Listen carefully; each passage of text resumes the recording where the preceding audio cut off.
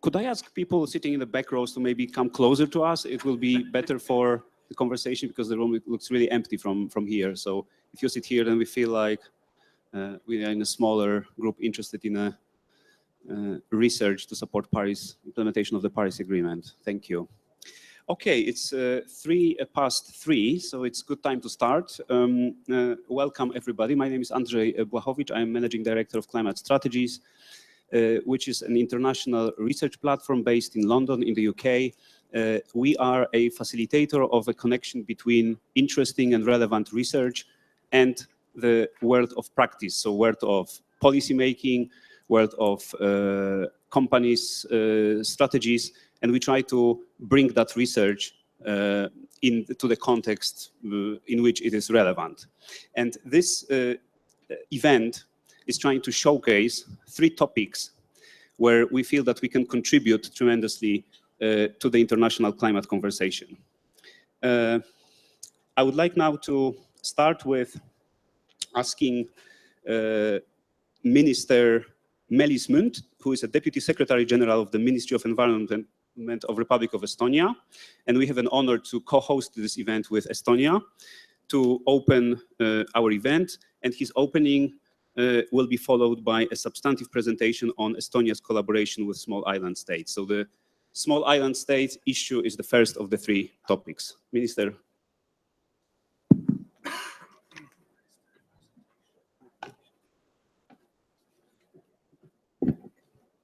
Mr. Martel, Secretary General of the Pacific Island Development Forum, ladies and gentlemen, welcome and good afternoon to this side event titled Paris Agreement and Country Readiness, New Research on Ways Forward. I also want to use this opportunity and thank the co-organizer Climate Strategies for this event and for giving me the opportunity and honor to say opening words at the moment. We are in the COP22, so it is needless to say and explain why it is of utmost importance to tackle the climate change and to take immediate actions for mitigation and adaptation. Impacts of climate change are differing among regions, among countries. Small island states in the Pacific region are extremely affected by the negative impacts of climate change. The accelerating rise of sea level, the degradation of coastal and marine ecosystems is threatening the very survival and security of these nations. Climate change also puts those countries' ability to achieve the Sustainable Development Goals at risk. Their resilience to changes is vital for them. Small country like Estonia fully shares the concerns and understands the problems of the small island states. There is always a question of sufficient resources and capabilities to take necessary action in every sense. To this end, the government of Estonia has increased steadily its focus on most vulnerable countries, as well as least developed countries, and in particular, small island states. Estonia, as a small country, as I mentioned, cannot afford to take the active role on each question. We have to make the selection, which means that we have to make the best use of best practices and experiences and to use those and seize those opportunities where we see we have enough competence. But for sure, we cannot never give up on dreaming, and we cannot give up on developing the technology to be innovative. We are very proud of our competence in the field of worldwide. E-government, e-voting, e-healthcare system, these are only a few examples of our expertise. And I'm confident that also small island states can benefit from this technology to have better resilience to climate change, as well as other SDGs. Therefore, we are open to use this opportunity and to discuss further collaboration with other countries, especially small island states, to make best use of available and future technologies, particularly in the ICT field. I thank you for this opportunity to have a chance to give the opening remarks, but not only to talk, but also walk the walk. Therefore, we are very proud that we have something to showcase for others. Indeed, Indeed, as already mentioned, we are taking the collaboration with small island states into our agenda, and we would like to further increase the collaboration with them. Therefore, we also a part of a project to support small island states in climate change mitigation and adaptation in South Pacific. There is a very long and lingering name of the project, therefore I won't read it out, but indeed, Estonia contributed 100,000 euros to the project in collaboration with International Telecommunication Union in order to increase the resilience of this region. The telecommunication infrastructure is generally regarded as one of the fundamental factors for economic development and is considered to be a lifeline for the scattered Pacific island nations. We have to contribute in order to raise the awareness and knowledge in this region. So therefore, we stepped in into a project which was initiated in 2014 and runs for 4 years. It was initiated as one of the 300 new partnerships at the SEEDS conference in September 2014 in Apia, Samoa, where also Estonia participated. And when we talk about the project, then I hope there will be a continuation of this project. But I'm confident that the first steps we are taking with the preliminary or initial project management, I think this expertise can bring us further. The main aim of the project is to improve connectivity in remote islands and rural areas by providing broadband access to vulnerable areas and enabling that regional vision of ICT for all can become an achievable target. The primary beneficiaries are communities living on remote islands and rural areas, and locals could benefit from access to information and communication technologies, as well as from access to climate change information. Given that the beneficial countries are facing the impact of climate change that is resulting into rising sea levels and Category 5 cyclones, it is important that climate change adaptation and mitigation strategies form an integral part of the project.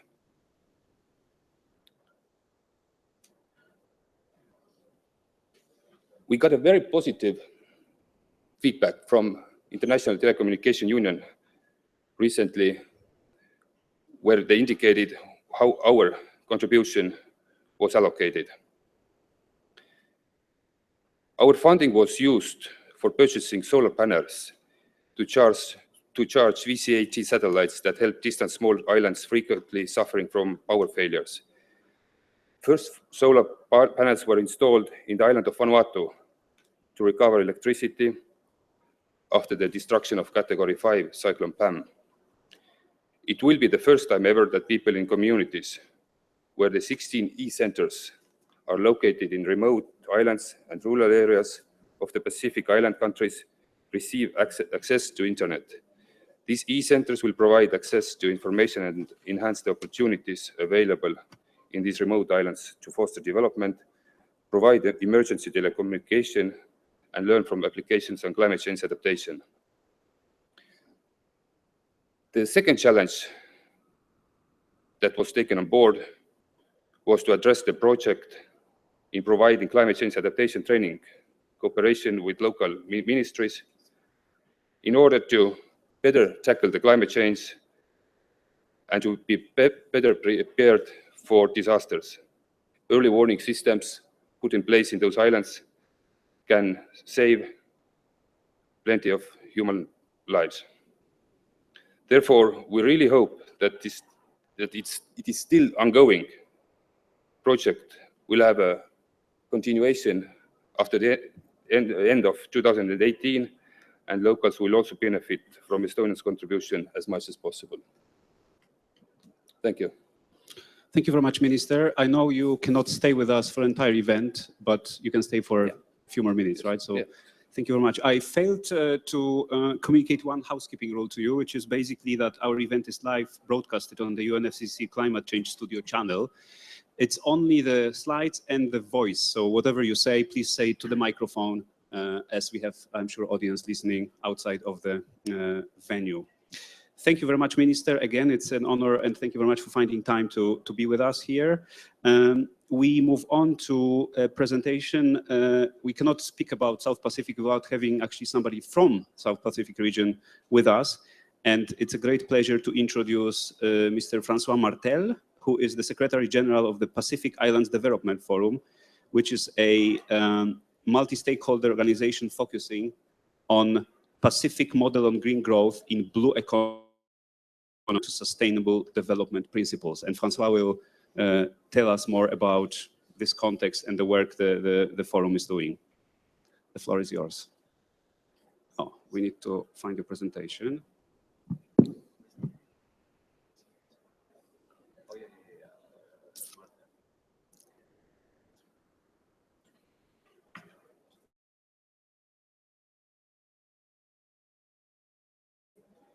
Thank you. Thank you very much, Andrzej. Deputy Secretary General, distinguished colleagues, ladies and gentlemen, all protocols observed. Talofalava and Isambula Vinaka from the Pacific. I was asked today to provide a perspective from the Pacific Islands on what it will take to get a successful outcome out of the Paris Agreement and the way forward. And what we actually see as priorities within the Pacific Islands. I bring this message through several Pacific leaders meeting attended over the last year, at least 3, in which they actually expressed their level of priorities and what was required. I just wanted to briefly tell you about this new organization. The Pacific Islands Development Forum was established only 3 years ago, in 2013, and its charter as an international organization entered into force only a year ago. So we are a very young organization and a new organization in the Pacific. Rio Plus 20 was the impetus really behind the genesis of this new Pacific organization, and our entire focus is on enabling green growth in the Pacific Islands in the context of climate change. We are a multi-stakeholder Pacific leader organization, which is quite unique, actually not only in the Pacific, but I believe worldwide. We're based in Fiji, and it's designed to support Pacific Islands through inclusive strategies, genuine partnerships, and multi-stakeholder governance. Our current draft strategy focuses on 3 interlinked clusters of action. Mainstreaming green growth in blue economies, I'll explain that a bit later, low carbon development and decarbonizations by 2030, and building island resilience to climate change. But first, let me set the pace here. And I'd like to compare this slide that you see here about the Pacific Islands compared to the slide that was presented by the Deputy Secretary General. And you'll note that in his slides, you had a lot of dots, little dots all over the Pacific. And here I wanted to show you the power of the Pacific Islands, which is in effect in its EEZ. Most of the time, parties have difficulties to locate our countries on a map. It's not surprising. So our 15 countries and 7 territories are actually best represented by their large EEZ, which is the area of the sea that they control for resources. Thus, the Pacific Island leaders community, they refer to their status not as SIDS, I'm sorry to say, although we have to use this term here at the United Nations, but we're looking at ourselves as large oceanic developing states, and for good reason. You can see from the map. We no longer refer to islands in the Pacific Ocean, but instead to a Pacific oceanscape of islands. The seas surrounding the islands, just to give you a perspective of the Pacific, support the largest tuna fisheries in the world of any other ocean. Under the Western and Central Pacific Fisheries Commission, that doesn't even include the eastern part, they have responsibility for the conservation, management, sustainable use of this resource across an area that covers 100 million square kilometers. That's about 20% of the planet. And this doesn't include, like I said earlier, the Eastern Pacific, nor make any reference to its biodiversity other than tuna and its critical role as a carbon sink. So most of their wealth, current and potential economic growth, and food security for their people depend on the ocean and its marine resources within the EEZ. I'll try to weave the pathways and action we are thus developing at the organization in support of the Pacific Islands pathways. But first, it's about urgency on climate action. This was repeated at all Pacific Leaders Summit as the key to sustainable ocean governance, but particularly in the protection of Pacific Islanders' human rights. Once the ocean ecosystem processes and carbon sink capacity become overwhelmed and trigger at scale a massive acidification crisis, God knows what impact it will have on marine resources, regardless of all the efforts done by the global community. All islands on the planet, and I refer to all islands, they need no reminder why 1.5 degrees Celsius above pre-industrial level need to be our absolute maximum to avoid disaster and reverse the trend in the long term. But still, most of the nations that signed the Paris Agreement and many that ratified the Paris Agreement still see the 2 degrees Celsius as their minimum limit. Now, these two perceptions are quite far apart, resulting in delaying actions in sometimes important and key sectors, not to name a few, but transport is the most obvious, particularly shipping, to preserve economic self-interest of a few. Now, we have now entered the cyclone category 5 era, like Pam in Vanuatu in 2015, Winston in Fiji in 2016, and not to mention our latest Hurricane Matthew in Haiti just a few weeks ago.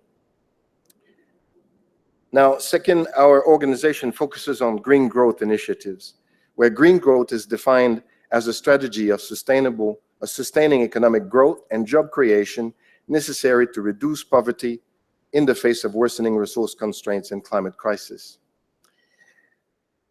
In the context of the Pacific Islands, we now refer to developing a concept of blue economies, green economy for blue economies, building resilience and sustainable management of resources and economic activities that depend directly and indirectly on the ocean. The Seychelles are the biggest champion of the blue economy, as having also a large oceanic state and area. The scope for this includes activities which explore and develop ocean resources, activities which use ocean spaces, activities which protect the ocean environment, activities which use ocean products as a main input, and activities which provide goods and services to support ocean activities. So the step forwards that are critical for Pacific Islands not to be left behind requires high ambition action, a larger focus on sustainable management of ocean resources, both at the same time.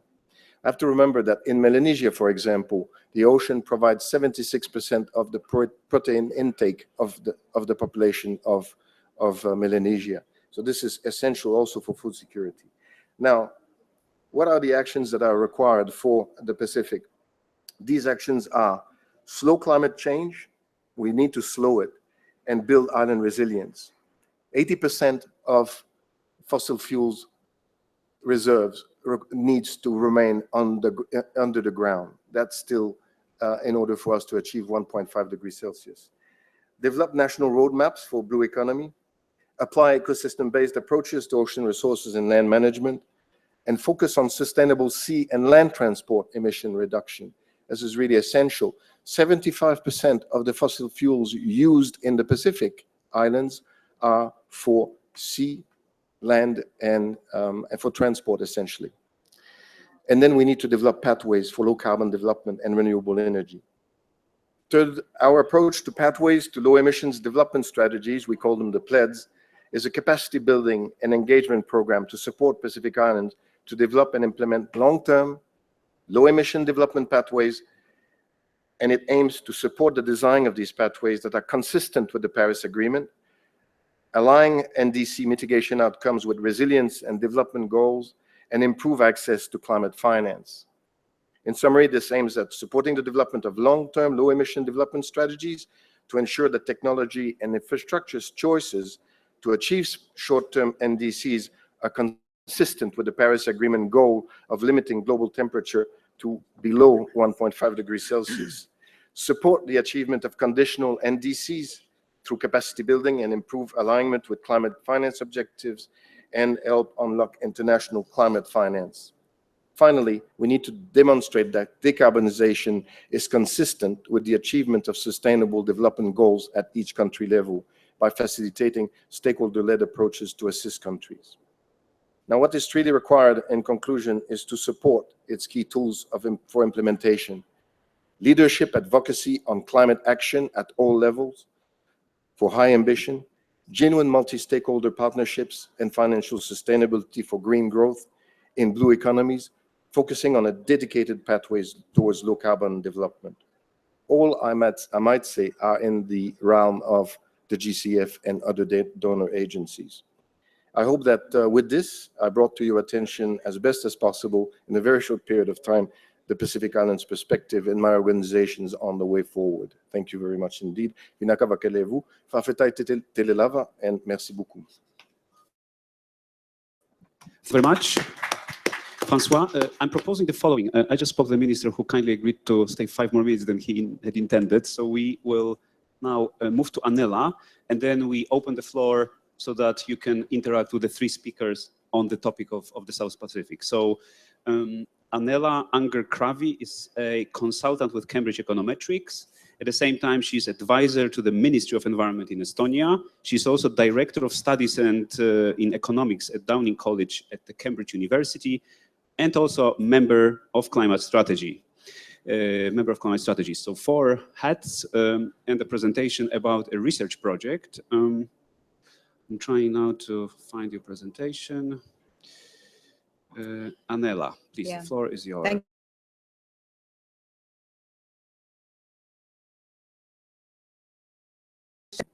So, it takes a bit more time. Secretary General Martel, Deputy Secretary General Mint, ladies and gentlemen, it's my pleasure to be here, and I'm wearing my researcher hat here. So my presentation has less pictures and is slightly drier because I'm a researcher. That's how it has to be. But it's a project proposal, really. We haven't started working, and the story is the following. Climate strategists and I collaborated on a project looking how reducing emissions from international shipping would impact these islands. Trade, whether people will get poorer, whether there will be less food, and so on. And we worked very hard. We had a really interesting project funded by the UK government, and what we didn't get any buy-in from the small island states. And following that, we started looking whether we could do something really in collaboration with these countries. And through our research contacts, we met researchers in the University of South Pacific, and we got this idea that probably we should work together, we should build capacity in small island states, in Pacific Islands, so that the people can carry the work forward and continue with our research. And the idea, what we'd like to do is the following. We would like to see how we can decarbonize the small island states and also at the same time increase their resilience to climate change and improve the economic growth and people's well-being. So these islands, as you have heard already today, are highly vulnerable to climate change, and they're highly dependent on transport, on sea and air transport. Moving away from fossil fuels is something that these islands are deeply committed to. Really. And if you talk about moving away from fossil fuels, we're talking about mostly transport emissions. And because you saw the picture, the islands are really scattered. To move from one island to another island, you need either a boat or an airplane. And if 5% of their global emissions could be attributed to shipping and aviation, then in these islands, it can be up to 70, island states, it can be up to 75%. So, and also moving away fossil fuels, we think will increase these islands' resilience, socioeconomic resilience to climate change. So what we want to do is, we want to assess the impacts, moving away from fossil fuels, on local well-being of small islands developing states. And then we want to see, like, in terms of what we want to do is in terms of whether, that their GDP will decrease, whether they will have less employment or more employment because of implementing their national determined commitments, or like maybe like, they won't have any food, maybe they couldn't, move from one island to another island anymore. So, and then we want to just find alternative development paths for these islands. So, and the team looks as following. So there's partners from the University of South Pacific. I saw the First Lady, Elizabeth Holland, here, and she's there. And Alison Newell and Peter Nuttall from University of South Pacific. We're collaborating with a Scottish Association of Marine Science. These people are working with communities on small islands, and also climate strategies as a lead of the project. So we have 3 case study countries, and we have got buy-in from these countries' governments and strong support. The countries are Tuvalu, Fiji, and Marshall Islands. They are all small island states in Pacific, but they are also different. Tuvalu is the poorest and smallest of them, and Fiji is the largest, is the second largest state in terms of population in South Pacific. Marshall Islands is important when you look at transport emissions because it is a flag country for shipping. 9% of the world's shipping fleet is registered in Marshall Islands. So what we want to do is really like go into these countries, analyze in detail the current economic situation, see what data is available, because when we talk to the governments, they say there's almost no data available, there's no national accounting systems. See what's there, collect the and then see what's missing, go out, collect the data, see whether the governments, they've promised to help us, whether we can collect the data, what's missing. Then also we'd like to talk to people. We have social scientists from the Scottish Association of Marine Sciences, and they would like to go out and talk to the people, talk to the policymakers, and see who are the winners and losers, and who have the power to decide really who's going to lose or win. And then we'd like to analyze the impacts, just gathering all this information, and based on that, we'd like to analyze the impacts of implementing NDCs in these islands. And based on that information now, when we see which areas are more vulnerable to climate change mitigation policy impacts, or also which areas or which communities are more, or groups are more sensitive to climate change impacts. So we'd like to propose a pathway forward, development pathway, that is actually resilient to climate change, moving away from fossil fuels, by doing it the way that the economies will not suffer and will improve their economies, economic output and well-being. And we'd like to build a framework that can be also transferred to other islands in the region. So it's not just like we go there, we do the work, and we just move away and say, like, that's it, we're not interested in what happens after. And for that, in the proposal, we've promised to train master students in these islands, and there'll be 3 master students, one in Tuvalu from in Fiji 1 and Mauritius, if we can find the candidates. We hope we can. And these people will stay there and they can do similar work on other islands. And that's the way we are at the moment. So thank you very much. Thank you very much, Anela. So now we have 10 minutes. So if you might return to your seat, we have now 10 minutes for questions, comments, interactions. So we have a mic on the other side. We have mic here. Please raise your hand. Yeah, gentleman here. Introduce yourself. Yeah. Hi, my name is Jay. I'm Deputy Director at Greenhouse Gas Inventory and Research Center of Korea, taking care of the Article 13 transparency framework in this negotiation process on the APA, and I have a question on Anela's work. Can you elaborate more on the methodology to collect the new data regarding this research? So how are you going to actually assess the current existing national statistics which will be used in your econometrics or other kind of analytic technique? And are you going to use a sampling, or are you going to conduct a survey to collect the data? And how are you actually utilize a budget for that?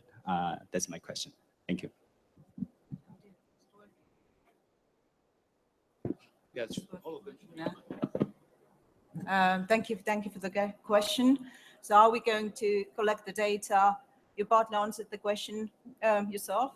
So we will have interviews, surveys.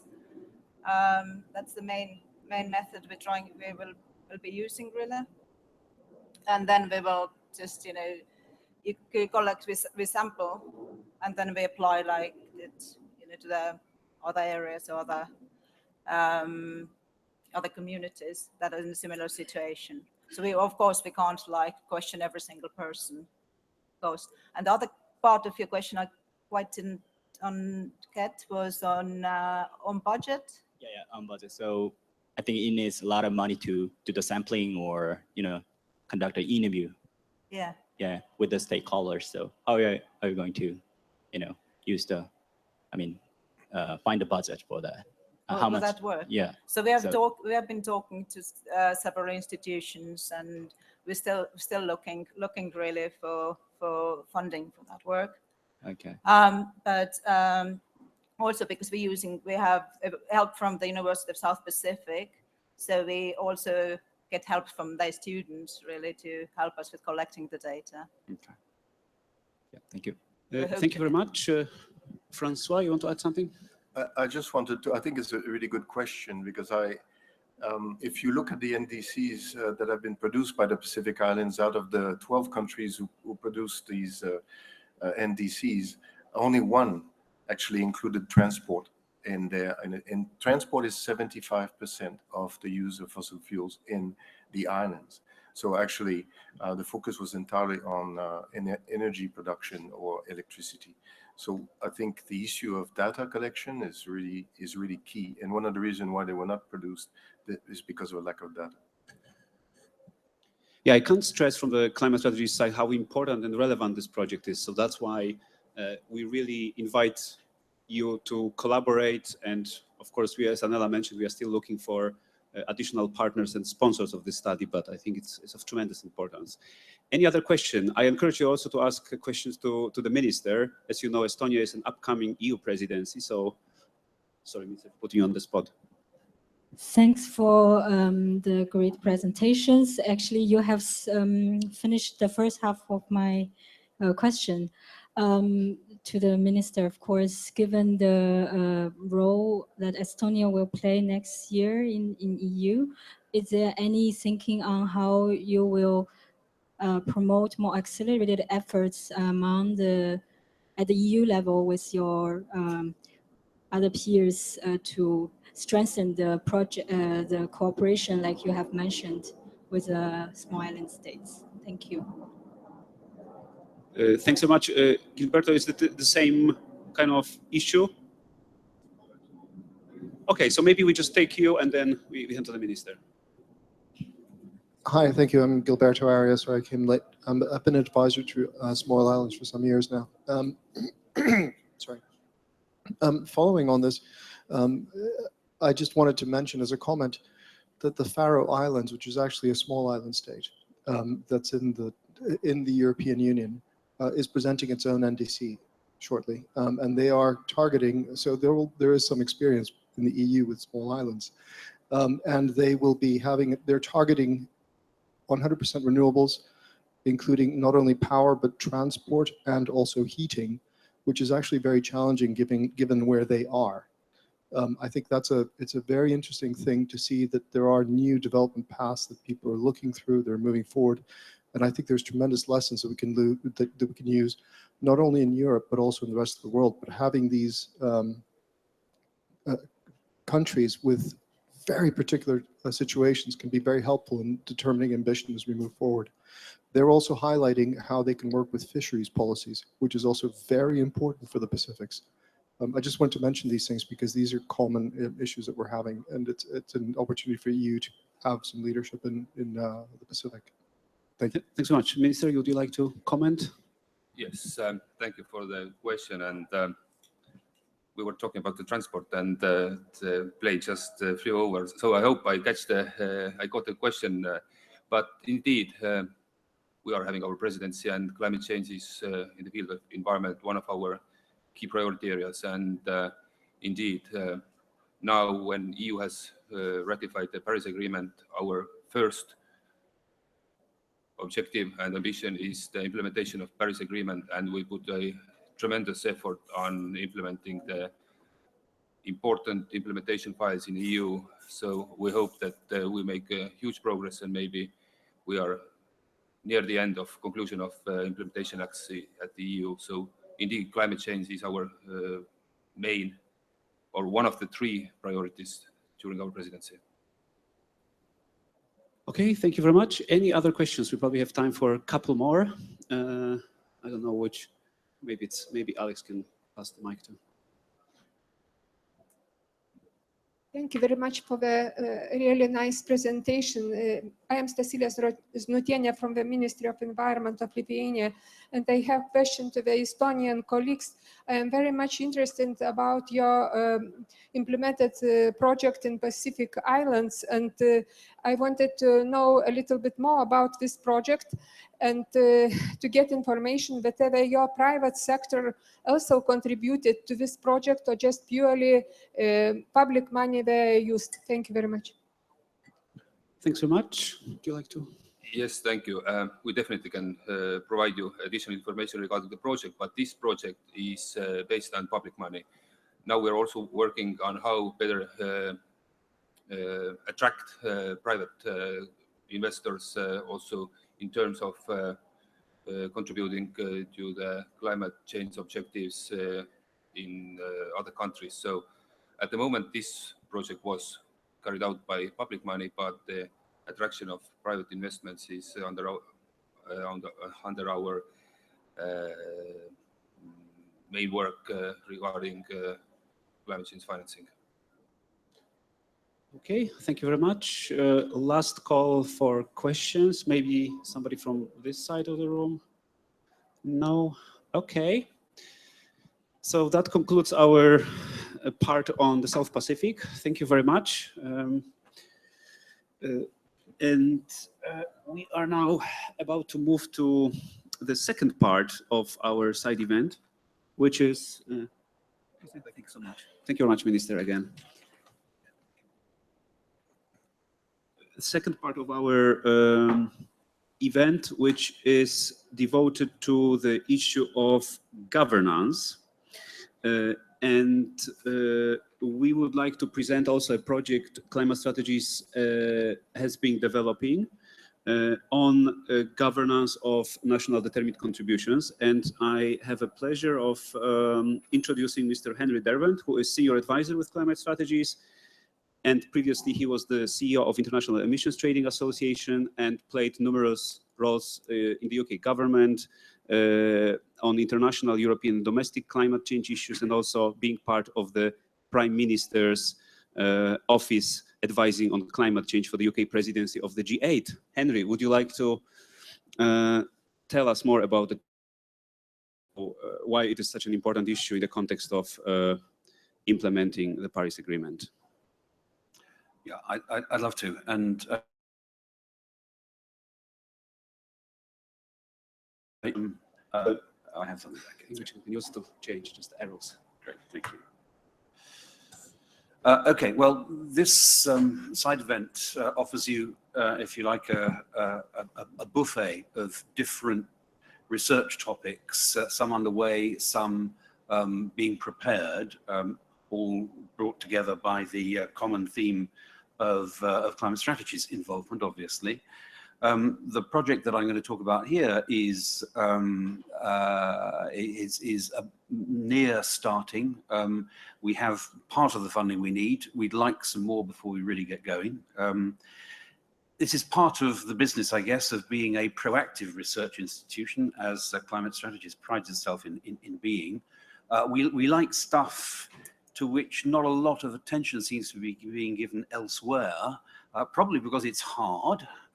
And from a data perspective, I think the work in South Pacific we've heard of just recently falls into that category, and possibly because it's controversial. And there are some controversies as well associated with the South Pacific work, but also from what I'm going to talk about here and what my colleague Sonia Klinsky will be talking about in a moment. I want to talk to you about national governments, which we believe is at least one of the missing pieces in the NDC puzzle. The basic argument is this: the creation of INDCs appears to have been an extremely positive process for most countries. Engagement with stakeholders happened to a degree which hasn't happened on climate policy before in many cases. There was a clear necessity to be comprehensive across the whole swathe of the economy and the emissions inventory. And there was obviously a need to define ambitions as clearly as possible and try to define the pathways to them. Quite a lot of good guidance was provided by research institutes and universities on how to prepare assistance to countries wondering how to do this, how to prepare an INDC, and I pay particular tribute to the World Resources Institute for their guidance on that.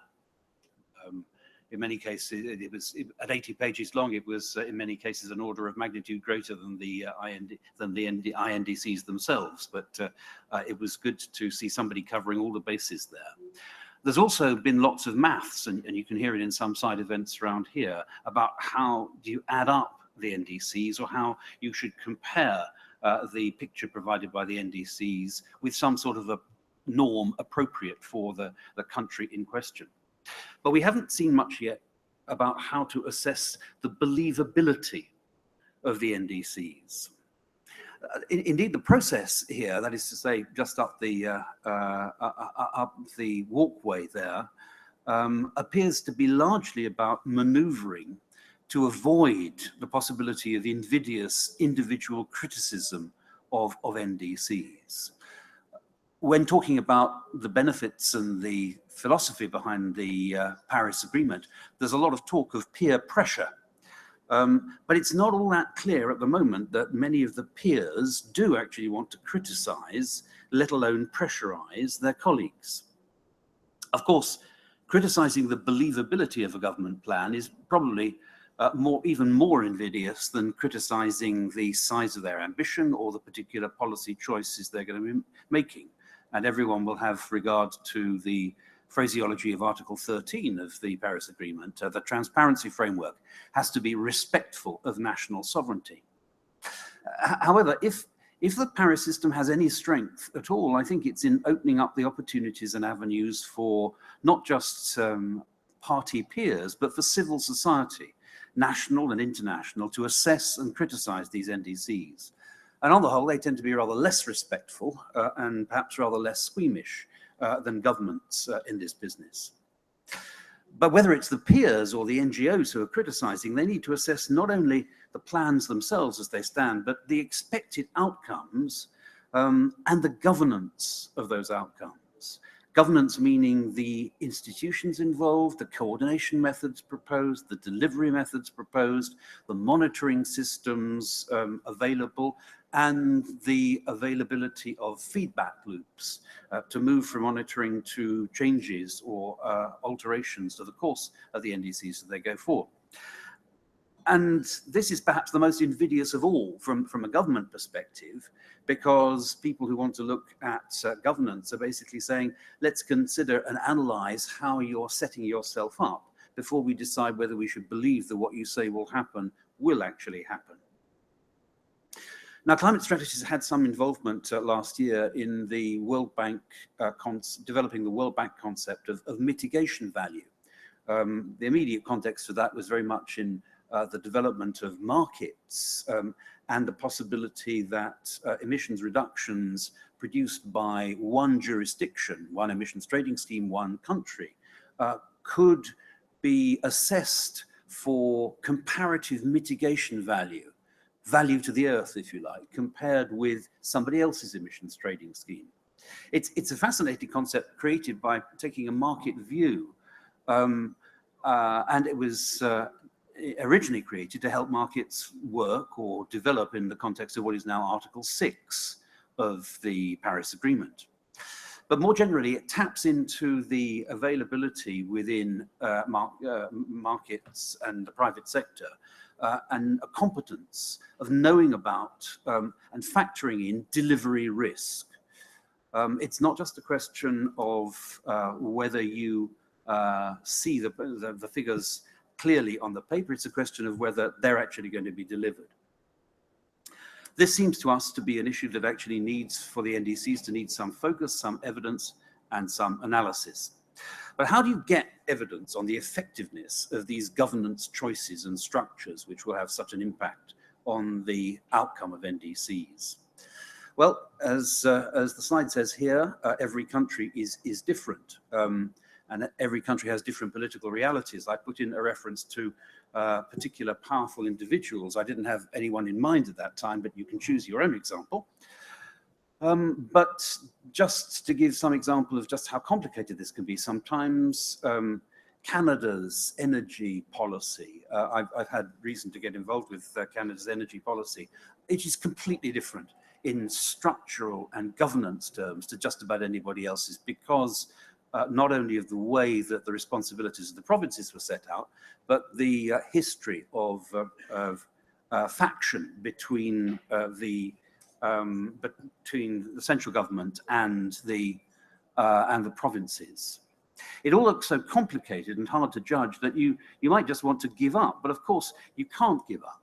If this system is to work to any timetable relevant to the physical reality that we've got here, views have to be taken about the deliverability of policies and the adequacy of governance structures in advance of and without waiting for the outcome of the NDC proposals. Now, markets do this all the time. Rating agencies, company analysts, it may be uncomfortable, but it's a necessary service to investors.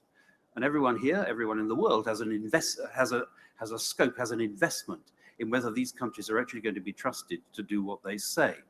And the NGOs and others who are asking and acting on behalf of these investors, they need evidence and analysis to help them ask questions. Lots of countries already have lots of stories about what they have tried in terms of climate policy instruments. How relevant are they to the circumstances of others who are now putting forward their NDCs? Well, obviously, we need to argue about that, but you can't have an effective argument without knowing what these stories are, and preferably without having a variety of sources, including at least some which are entirely independent, to say whether this or that worked. And a very important part of these stories is not just the policies, but how they were coordinated, how they were delivered. Not just the laws, but the impact of those laws. So this is what our project is about, collecting the stories and presenting them in a broadly uniform fashion to help assess believability during the process of the global stocktakes, during the process of iterations of the NDC system. Now, we need a fairly wide and disparate group of countries who have taken different approaches to kickstart this story collecting. We've put a few down there. We can add more because the more international it is, the more climate strategies likes it. Our 75 plus partners are spread all across the world. You may want to know more about how this proposal will develop. You may like the idea of contributing ideas or countries or even resources to help with the research. If you do, I'm delighted to hear it, and let's talk about it afterwards. For the moment, that's my story. Thank you. Thank you very much, Henry. What is the Greek stuff on your slide? What is the Greek? Oh my goodness me. Well, my mastery of the multiple font alternatives within the Apple system is clearly not quite as great as I thought it was. It's not Greek, it's just English in Greek lettering. I thought that's a quiz for the audience.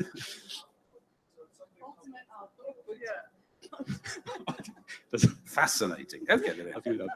Okay, thank you very much, Henry. I would just now open the floor quickly. If there are any comments on the issue, whether you guys are working on that, whether you have something to communicate to us. As you notice, we are an organization that brings research to the policy making. So we need researchers to contribute to our research, but we need policymakers and whatever involvement in practical matters is of you guys. We need information. We need to know your demand and expectations. So if you have any comments on this topic, please raise your hand and say it now. I don't see any comments. Gilberto, thank you. Hi, thank you.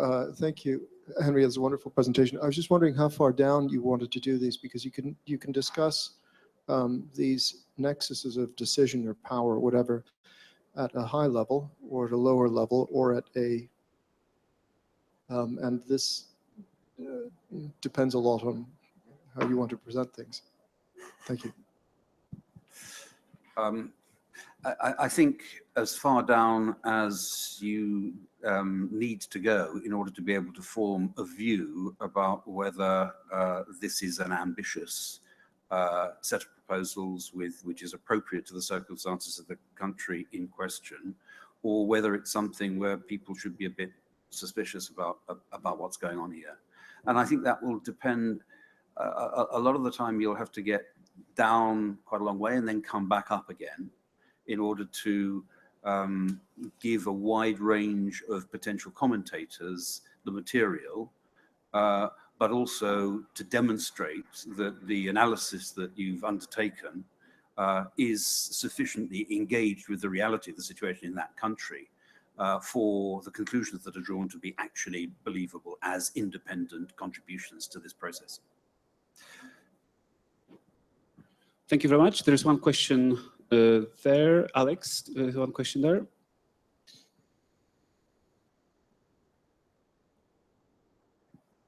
Thank you for this very interesting presentation. My name is Ola Mirovic. I represent Sandbeck at COP. It's the environmental think tank that works on the EU level policies.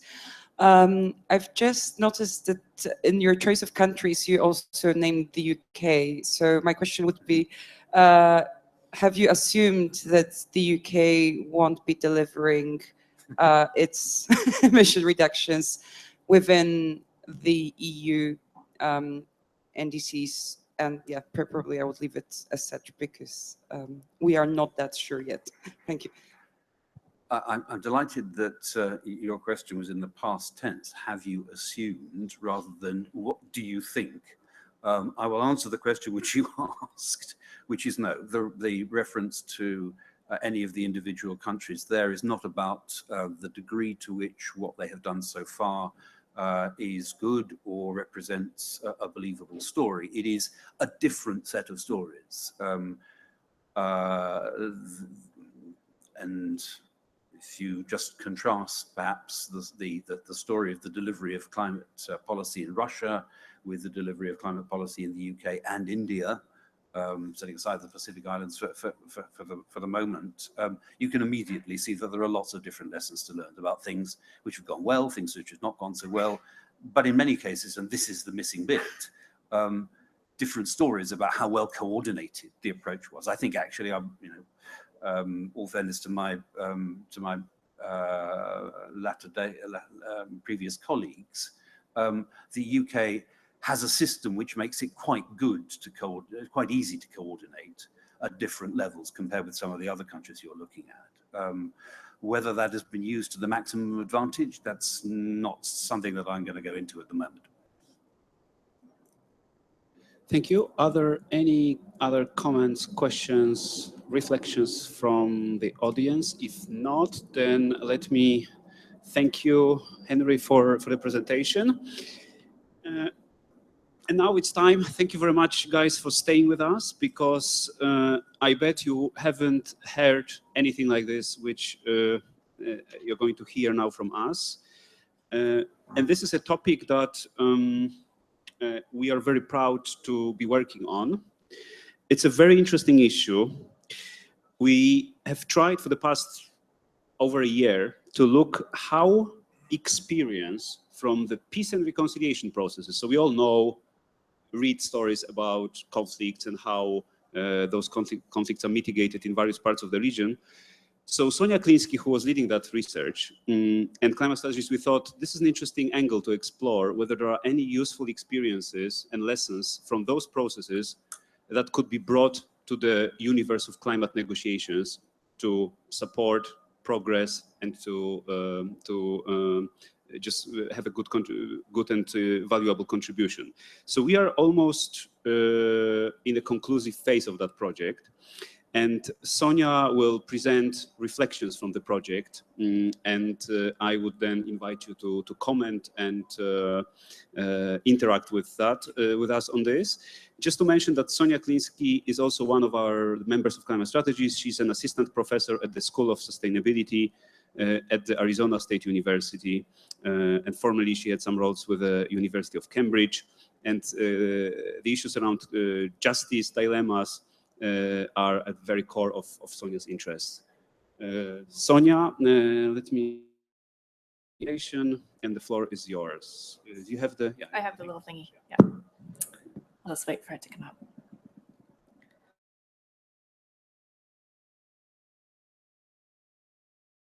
Flew in from the United States, and my mind is a little scrambled at the moment for reasons you can probably imagine. So over the last year, we have, as Andre mentioned, doing this kind of unusual project, which has really been a delight to work on because it is something that I think is genuinely quite new in the climate space. And it's always fun to work on things that people think you're a little bit crazy for working on. So the whole idea of this was I have been working on issues around climate justice and equity for a number of years. And I realized that some of the conversations felt like they had been getting a bit stuck. And I wanted to know if there were other ways we could think about this problem. So let's just revisit very quickly why the justice issues keep coming back and why they're so inherently part of the climate situation. So obviously, we have and will continue to have very uneven historical responsibilities. We have, as we've heard already today, very uneven distribution of climate impacts, where certain parts of the world are definitely going to be facing much more severe impacts. And all of this is being laid on top of huge disparities in well-being globally, which mean, and these things all interact. So we can have different potentials to be impacted negatively by climate impacts or poorly designed climate policy, mitigation policy, to exacerbate development needs. This is an inevitable element of the climate negotiations. They all interact and they're basically unavoidable. So over the last several years, these issues keep coming back up. You don't have to have been around for that long, but if you have been, you will notice these issues go to the very heart of the negotiations from the very beginning and are in many of the documents that precede the UNFCCC. And unfortunately, I think we're in a situation where these tensions aren't actually going away, but could actually intensify. And I think they could intensify for two reasons. One, climate impacts are going to be increasing, which means that the pressures on those, especially those areas which really did not cause the problem, are going to be feeling increasingly pinched by climate impacts. And two, there's increasing pressure on all parties, regardless of their development positions and regardless of their vulnerability to climate impacts, to pursue increasing mitigation. Now, as we've been talking about this project, many people said, oh yes, but now we're in the post-Paris world and equity isn't that important. I really don't think that's true. I think that these fundamental elements of the tension have always been there, and are probably going to come back because this is just an element of the climate situation. So we have this framework in Paris, but it's still very nascent. It's in the process of being solidified. And if the reason, why I started thinking about this was thinking about other regimes where there have been these very deep-seated, very complicated, often ambiguous and contested justice dimensions. And how have they either addressed them or failed to address them? And what has that meant for the long-term legitimacy and ability of that regime to have collective action and solidarity? So these are the reasons why we started looking at transitional justice experiments and experiences globally for some inspiration. Our fundamental point was that although the climate conflicts are unique, they're actually not entirely unique. Many elements of this challenge are common across a variety of other conflicts. So we have the issue of interdependence. There is a global interdependence, whether we like it or not, combined with a degree of a herding stalemate. We've been trying to negotiate this for a very long time and have made some progress. The limited ability of the judiciary. Many out there have said, well, let's look to litigation. But if you look at the structure of our judicial systems combined with the actual structure of the climate problem, they don't match each other very well. And this is exactly what we find in other profound, historically rooted conflicts. The judicial systems are just not equipped to deal with them. We have an enormous disagreement, and this has been ongoing, about the ideal relationship between the past and the future. Who should do what, and how should that be determined? How much weight should we be giving on historical emissions versus future emissions or current emissions? The profound issue of loss. There will be economic losses. There will be other kinds of losses. There will be all kinds of cultural loss, human rights abuses that could come out of some of these issues. Loss of cultural identity. Now, these are also not unique to the climate situation, and other historically rooted conflicts have had to deal with these issues as well. And finally, I'm not sure why it says number 1, it should say number 5, but today PowerPoint seems to be quirky. This is all deeply mired in politics, and there's huge power imbalances. And again, this is not unique to the climate situation, but resonates with all of these other deeply rooted historical conflicts. So it's for these reasons that we said, all right, actually, when you think about the structures of these conflicts, the structures have some similarities that might make it worthwhile looking at how other situations have resolved this double tension of having to deal with historically rooted justice disputes, which are backwards looking, and yet also wanting to build something forward oriented. Otherwise, you just end up in a retributive justice system, and you don't have a forward oriented momentum for collective action. So this is the project. We started last September. We had an initial scoping workshop. We did some project papers. We came back. We've had now 3 different international workshops. At each of these workshops, we've purposefully designed them so we've had a broad range of people from the climate world, but mixed them in with people who have worked in peace and reconciliation practice, as well as academics from the transitional justice space. And the whole idea has been to ask this broad question, is there anything the climate community could learn from these other very difficult conflict resolution spaces? So there have been a few overarching lessons, and then I'm going to get into a few more specific ones. If people want to know more, obviously just come talk to me, and we are actually holding a dinner later on this week, so if someone's really excited, come talk to me and we'll see if we can sneak you in. We're at capacity, but I'm sure we can find space. So the overarching lessons. Number 1, people look at responsibility, especially historical responsibility, as a primarily backwards-oriented issue. But when you look at these other conflicts, it becomes immediately apparent that dealing with responsibility is as much about building a future as it is about the past. Without some element of acknowledging the past, it's very, very hard to have a systemic move to the future. We also know that actors with historical responsibility will be extremely unlikely to cooperate unless they have some elements of protection from retribution. And this cuts across all kinds of regimes. We've had ones where they've been completely co-opted by elites. There's been ones where you've had some negotiation, but you have to have some ability to hear both sides and have some protection there in order to engage them. Long-term collective action and legitimacy requires supports for those who have been most harmed. So in many situations, there were attempts at resolving conflict that didn't actually take seriously the claims of those who were most impacted. And those claims don't go away. They simply lie there for a while, and then they reignite. So if you're serious about long-term legitimacy and collective action or solidarity, you simply can't roll over those interests or pretend those historical claims will just go away. And then probably the most important lesson that came out of this, especially from my transitional justice colleagues, is the importance of having multiple mechanisms. So a lot of people, when we first started this project, said, oh, you mean like a truth commission? Said, well, actually, that could be part of it. But these mechanisms, these processes usually involve multiple mechanisms. And the real key is thinking about how different points of opportunity and pressure interact with each other. So I want to very quickly, in the few minutes I have, just go over a few of, here is a range of the mechanisms that exist.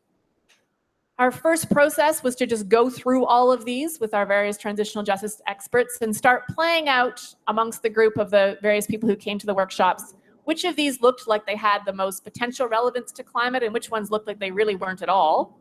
And then of those that looked like they had relevance, could we flesh them out and start to reimagine what opportunities they would give the climate space? So we looked at a whole range, everything from the conversation of what prosecution and litigation could offer us, amnesties, truth commissions, lustration, reparations, and a variety of reforms. Of those, PowerPoint's really being hilarious today. We focused on these four. We looked at the legal prosecution and litigation conversation, amnesties, truth commissions, and reparations. Institutional reforms and structural changes, if I have time, I'll talk about. Those are absolutely key. But the reality of this project is, as we dug deeper, we realized how big it was. And so we ended up focusing on the four that we could get our heads around to begin with. So let's just quickly look at how liability and amnesties have been used, often in concert. They're among the most commonly used transitional justice mechanisms out there. There's almost not a single country, and over 60 countries in the world have used some version of transitional justice. The most recent database includes over 1,300 different mechanisms being used globally. And when you look at that vast amount of experience, almost no country has gone through this without some combination of using legal liability and amnesties. They're incredibly common. Now, what's interesting is you have very similar challenges and mismatches in both the climate space and transitional justice space in terms of what's possible in the judicial system and how that does or does not fit the nature of the harms. So you can imagine all kinds of, anyone who's been following the climate litigation space knows that despite many, many efforts to use litigation, it simply is very hard to do because it doesn't fit the problem very well. That being said, when used in concert with other mechanisms, it can really help push recognition of a hurting stalemate. Now, why is that maybe important? So one of the key ideas for many of these peace processes is you don't get anywhere until you have a stalemate that hurts both sides. So in the climate space, who does inaction hurt and who's protected from it? Legal action can be one way of creating pressure on those parties who may feel like they are insulated from the failure of a global agreement. However, to be productive, those efforts have to include multiple mechanisms. Amnesties come up as another extremely common mechanism. Now, at first, again, people heard this, they're like, amnesties? Are you out of your mind? That has nothing to do with climate change. Well, actually, the role of an amnesty is to say it protects those parties who have had responsibility from having to fully accept the full responsibility for that. Now think a little bit about the Paris Agreement and decision, paragraph 52 of the Paris decision, which I think you could argue essentially is a form of an amnesty, saying in exchange for saying that we will have loss and damage in the agreement, developed countries will not face liability or compensation for loss and damage. That, in essence, in the logic of it, is the same logic that you would use for an amnesty in a transitional justice situation, where you're trying to create a space of some degree of safety for the most powerful players and still have some acknowledgement of responsibility. The thing about amnesties is they're almost politically irresistible because this is a situation of massive power imbalance. And yet they can also really erode legitimacy and solidarity in the long run. So we see many, many cases, especially in Latin America, where there's enormous anger at the way that amnesties were dealt with. So they're a very powerful, but a very dangerous mechanism if not used in combination. So truth commissions, another one that initially I kept throwing out saying that's absolutely irrelevant to climate. Why are we talking about truth commissions? And the people in the workshops kept saying, no, you're missing the point. This is actually really relevant to climate. And so I had to finally listen. It took me a while. You know, really truth commissions are used to establish regime legitimacy. It's a way of saying, look, something has happened. This new regime is different than the old regime. The new regime promises that things will be different in a structural way so that those people who were damaged in the past will not be damaged in the future. It can involve the documentation of harms, the collection of stories of those who've been most impacted, and it can involve a variety of different ways for those who contributed to harms to participate. So through our workshops, this idea kept coming up and people came to it from different formats, so full of them. Some people argue that there could be a space for a truth commission-like role within the UNFCCC, in which there would be a formal effort to take account of historical emissions data. However, the more popular one was some sort of a forum outside the UNFCCC. So there would be some sort of high-profile independent panel whose role would be to create non-binding evaluation of responsibility. The goal here would be to get those stories out, to create some space for a broader conversation about responsibility that didn't have non-binding or legally threatening elements to it. And then once you think about it that way, then it opens up to a variety of many forms. It could be civil society driven. You could ask former COP presidents or other high-profile individuals. A number of countries have already suggested that there should be a ruling from the International Court of Justice. That would be another way of doing this. So reparations, that word is one of those words that everyone runs away from in the negotiations because they have been so politically contentious. And when we first started doing this project, we kept trying to not use the word reparations. We used support, we used all kinds of other language. But the transitional justice scholars in our research project kept saying, no, you have to use the word reparations. That's what they are. It's about repairing relationships. It's about saying that trust is important and that there's something in this relationship that needs to be fixed.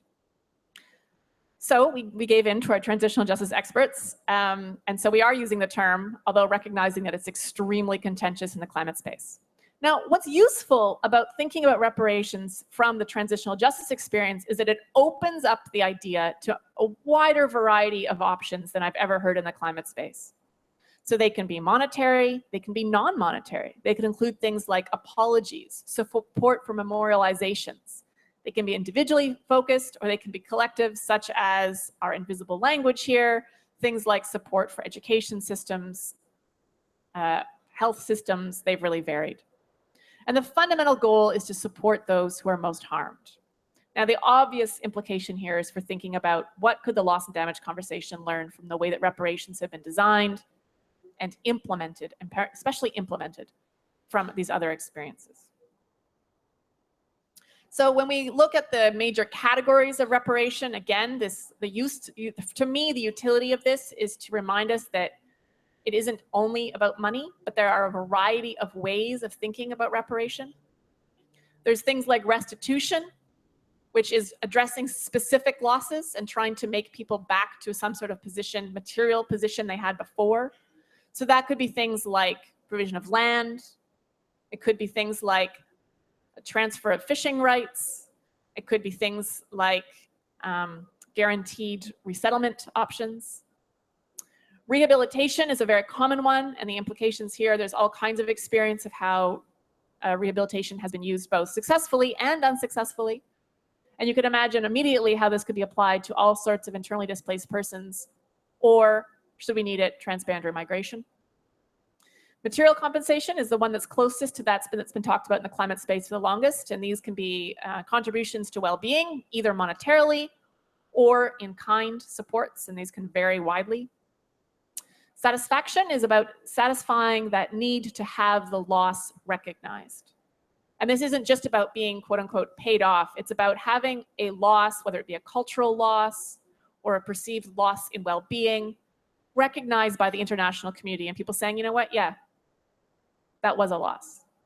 So satisfaction takes a fundamentally different form. It can look like an apology. It can look like a memorialization. Many systems have some sort of education commitments where there's a shared commitment to write a shared story about what it means to be going through this form of loss. And then a variety of guarantees of non-recurrence, which is probably the most important part of this project, and yet the one that in some ways is the least unusual. Because where this ends up is support for very strong support for pro-poor, low-carbon development. And that's where this project simply taps on to all the other projects out there that are trying to talk about pro-poor, low-carbon development, recognizing that not all low-carbon development is necessarily pro-poor.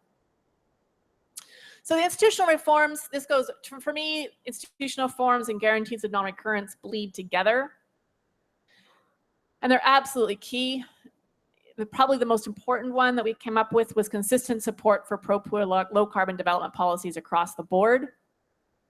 And there's a variety of other suggestions that came forth, but we simply ran out of time to go through them in depth. Things like debt relief, things like going through all of the UNFCCC mechanisms under the Paris Accord to see how they would deal with this, and then forward-oriented approaches to things like displacement and loss and damage.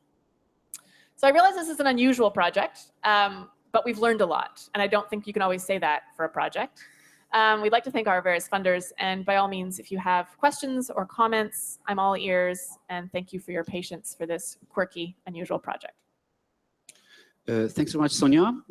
And now is the time where you guys can interact, comment, bring your experience from your countries, from your working environment, from, I don't know, from where, but any feedback would be appreciated. So this is now time for your questions. Please. Thank you very much for the interesting presentation. So I find the last presentation absolutely fascinating. Sorry, would you introduce yourself? Yeah, I'm Benoit Maillet. I'm professor in Hong Kong, Chinese University of Hong Kong, professor of law. I found the last presentation very interesting. And so I have one comment, one question. The comment is on the Article 8 of the Paris Agreement. And there is something in the decision that says that this does not constitute recognition of responsibility. But this is only for the purpose of Article 8. And this does not mean that loss and damage itself is not recognition of responsibility or might not be in a later development. And there are some states that have adopted the Paris Agreement with a declaration that they reserve the right of seeking the responsibility of other countries. So does that really constitute a form of amnesty in that sense? So it's the comment actually became a question. The other real question I have is about a difference I can see between typical cases of transitional justice, which typically are within a state or a political community, and climate change, which is per excellence an international issue. So do you think there would be some difficulties in extending the framework of transitional justice to the international circumstance? Thank you very much. Sonia, would you like to take the one? Okay. So in terms of the amnesty one, I mean, lawyers are going to be battling out exactly what that means for a while. I think for me, what's useful about it and making the analogy to amnesties is thinking about what the political fallout of other amnesties has been as a bit of a warning more than anything. And it is exactly the level of intensity and frustration over that article that for me is why this project is interesting. Because this issue is not going away. And so for me, one of the elements that it kind of hit me one night, I was like, oh my goodness, this is actually a little bit of an amnesty that is being negotiated as we speak. And it suddenly made me think of this project differently, as opposed to this sort of, we could use transitional justice. It was we are using transitional justice. We better pay attention to what's worked and what hasn't, because we're in the process of using these mechanisms without really thinking through that that's what we're doing. And it really shifted my own thinking about the project. So whether or not it's a full amnesty or not, I don't know either. I do think it's interesting to pay attention to how those have been negotiated and what has happened to them. The second question about, can we use something that has been traditionally used within a country or sometimes even communities? I think at first, again, this came up a lot. And if you stay with a very strict definition of transitional justice, then you run into problems. If, however, you say, well, actually, these processes have been done at a variety of scales, including things at the regional scale, at the community scale, because they are adapted to the scale at which the conflict is located. and at which the interdependencies is located. So usually it's a state because you want to maintain the unity of a state. You're fundamentally interdependent with all the other people who share the state with you. Well, I could make the argument that in a climate space, to some extent, we do have a forced interdependence. And that because it has this element of interdependence, that it is appropriate to start thinking about this as the unit that's of relevance. Now, some elements obviously don't transfer immediately. So things like, you know, that's one of the reasons why we drop lustration, for instance, or reforms of police, obviously not relevant. But that thinking about what are the institutions which allow us to talk about interdependency and solidarity, I think you can talk about it at that level. Thank you very much. Any other questions? Gilberto, we can count on you. Thank you very much, and congratulations on a wonderful presentation. Really fascinating project. I'd like to speak with you about it. A couple of issues. Last year, for the last couple of years, I was advising the Marshall Islands on their experience on loss and damage, which we can talk about later. But I mean, one of the things that I worry about is we've skipped an issue of, it's a term of art, the court of competent jurisdiction here. Discussing what will be the court of competent jurisdiction to decide any of these, and it may not be the same instance for every single remedy, shall we call them, but that will take a long time to work through.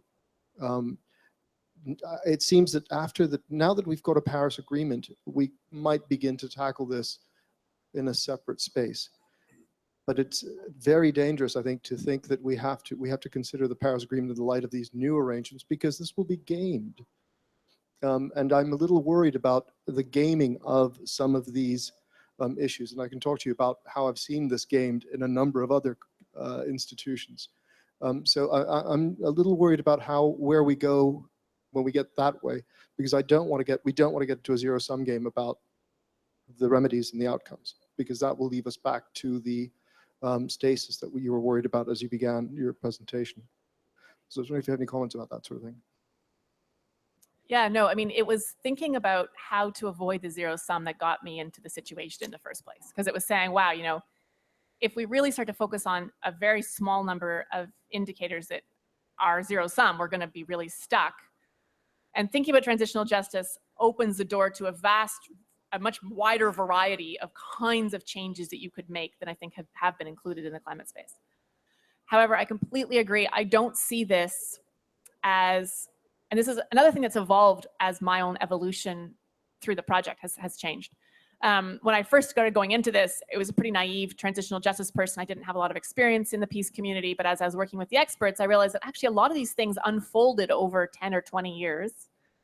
They weren't all a beautiful coordination from a central body that said, okay, now we will do this. And then they did this. Some of them were designed that way, but a lot of them emerged where you'd have, you know, pressure from civil society to do certain things. And then that got picked up and got used by some other party, and it kind of ricocheted its way up.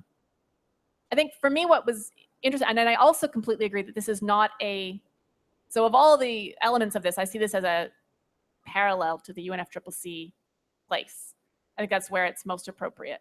And I think where it can be most useful is in opening these questions about how do we develop things like solidarity, and what do you need to listen to on both sides so that there's this sort of backwards recognition, but also a forwards oriented element.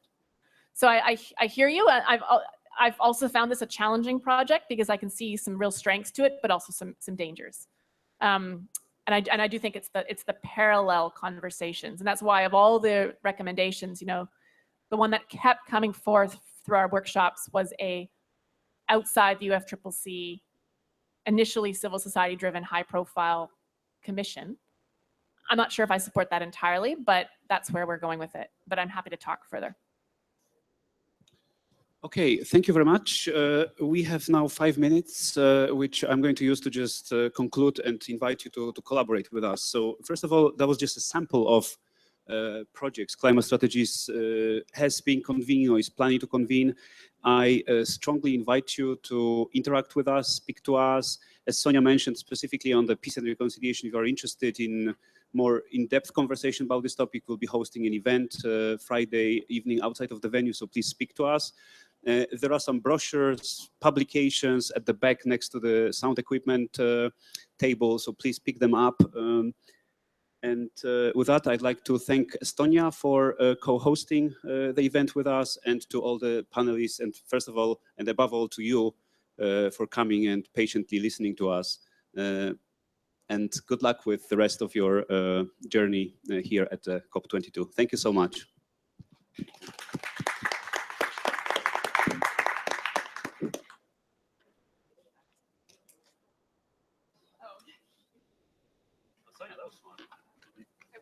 Because the EU pavilion provided the plastic. Yeah, those guys are not providing them stuff. Sonia, you know the loss and damage. If you recall, the first draft was either to keep the loss and damage. Oh, yes. Should be careful not to curse here.